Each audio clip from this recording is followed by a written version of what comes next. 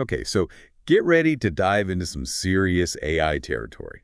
We're breaking down this new OMB memo on how the federal government plans to use AI, and let me tell you, it is dense. Yeah, it's packed with info, but important info. This isn't just some random tech update. This memo is a direct result of some pretty major legislation like the AI in Government Act. And the Advancing American AI Act, Yeah. right, we're talking laws now, so this is serious stuff. Exactly. There's a real sense of urgency to set some ground rules for how agencies use AI. Things are moving fast, and it's clear the government wants to get ahead of any potential problems. It's like we've all been watching those sci-fi movies where the robots take over, and someone finally decided it's time for some safeguards. Right. But in all seriousness, this memo lays down the law. Ethical AI isn't optional for the government, it's mandatory. So, no more AI cowboys, everything has to be done by the book. Okay, so how do they even begin to tackle something this big? Where does the AI rulebook even start? Well, for starters, every single agency needs a CIIO. A CIIO. Yeah, it stands for Chief AI Officer. Think of them as the person in charge of making sure all the algorithms are behaving themselves. So like a principal for algorithms. I like it. Exactly. And they can't just wing it either. Each agency needs a formal AI strategy, basically, a detailed game plan for how they'll develop, use, and manage these systems responsibly. Okay, makes sense. Yep. But we can't talk tech strategy without talking data, right? Yep. You're absolutely right. The memo makes it very clear agencies need to get their data houses in order. We're talking high-quality, well-organized data because that's what fuels responsible AI. Garbage in, garbage out, as they say. So true. But how does that work when you have all these different agencies working on different things? Is the government actually going to share data? Well, there is actually some talk about that more open data sharing between agencies. It's kind of surprising, to be honest, but it could be a huge step towards a more transparent government. Transparency would be a welcome change. But, this is powerful stuff we're talking about. AI making decisions that affect our lives. There's got to be some serious concern about the risks involved. Absolutely. And the memo specifically calls out generative AI as needing extra attention. Generative AI. You know those AI tools that can actually create things, like ChatGPT writing text or those programs that generate images? Powerful stuff, but also a little unnerving when you think about the potential for things to go wrong. Okay, yeah, that's a little unnerving. I can see why they'd want to tread carefully there. But how do you even start to get a handle on the risks of something as complex and constantly evolving as AI? That's the million-dollar question, and it's what we're going to dig into in the next part of our deep dive. We're going to unpack the two big categories of AI risk.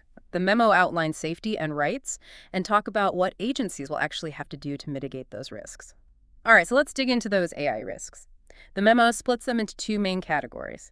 Safety impacting AI, which is kind of self-explanatory. Yeah, if something goes wrong with that, it's a big deal, right? Exactly. We're talking about AI systems that could have major real-world consequences if they malfunction. So like air traffic control systems or something like that. Exactly. Or managing the power grid. Things where a mistake isn't just a software glitch, it could be catastrophic.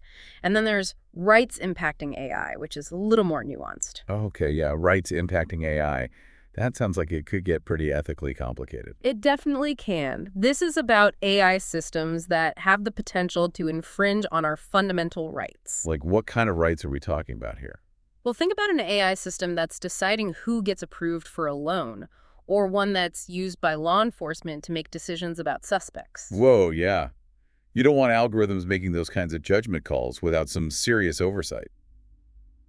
So how does the memo suggest agencies actually handle all of this? It gets pretty specific. Agencies have to conduct what they're calling impact assessments to identify any potential biases or negative impacts these AI systems could have.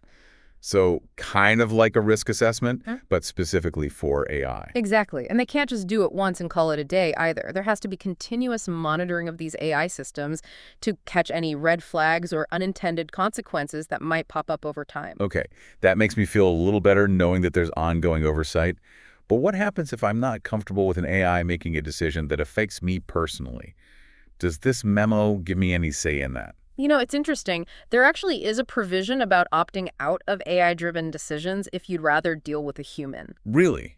They thought of that. It seems so. Of course there's a catch. The memo says this opt-out option is only available in cases where the government deems it practicable. So maybe not as straightforward as it sounds on the surface, but still, Pretty significant that it's even mentioned, right? Definitely. It seems like they're really trying to strike a balance here. They want to encourage innovation and make the most of what AI has to offer, but not at the expense of individual rights and freedoms. All right, back for the final part of our AI deep dive. I'm actually kind of surprised by how much this memo focuses on ethics, you know? Yeah, it's definitely encouraging. The message is clear transparency and building public trust are crucial when it comes to AI. So no more deploying top secret algorithms and hoping no one notices. Not if they're following these guidelines, no. Mhm. The memo is really big on public notice and explaining how AI systems work in plain language. That's huge.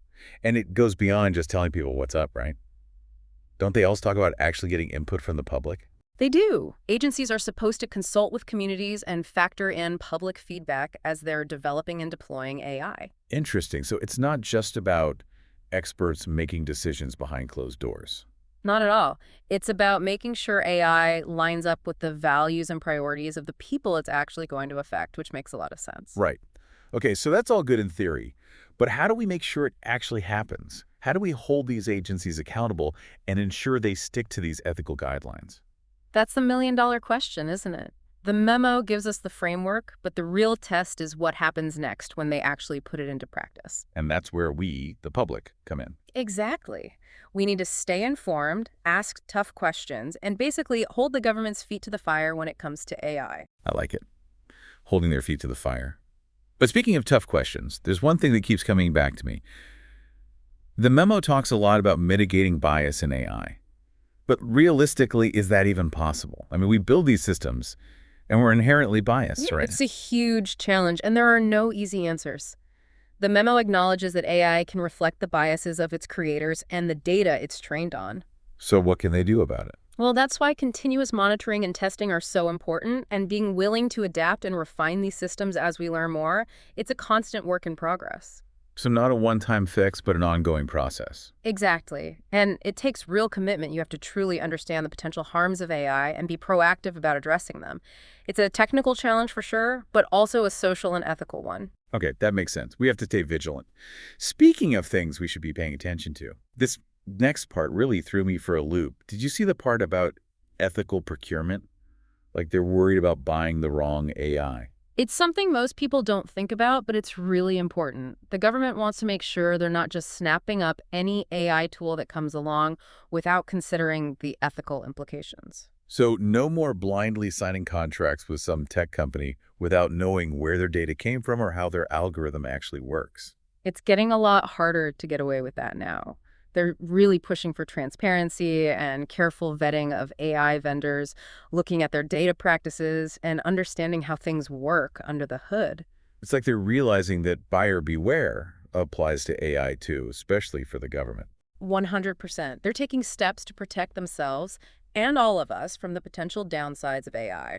Because it's not all sunshine and roses, there are real risks to consider. Well, good. Glad someone's paying attention. This memo really gives us a peek into the future of government, and it's a future where AI plays a huge role in how things work, from the services we receive to the decisions that are made about our lives. It's exciting, but also a little bit daunting when you really think about it. And as we've been talking about, knowledge is power. The more we understand about AI and the impact it can have, the better equipped we'll be to make sure it's used ethically and responsibly. Absolutely. And on that note, we'll wrap up our deep dive into the government's AI playbook. Thanks for joining us. Remember, the future of AI isn't set in stone. It's something we're all creating together. So stay curious, stay informed, and let's build a future where technology serves humanity.